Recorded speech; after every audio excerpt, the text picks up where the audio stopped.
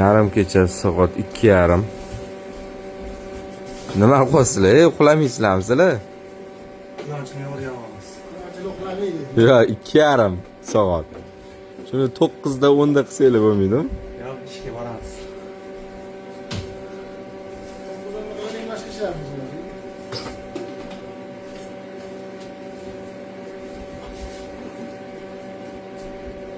Kiyimam Flandr rangidan bo'pti-da.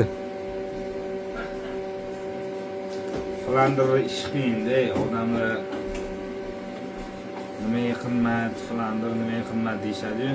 Endi ish qiyin, aka o'shani ko'paytirish. Mehnat og'ir-da buni. Расход katta. Shuning uchun Flandr qimmat. Shunaqa yarab.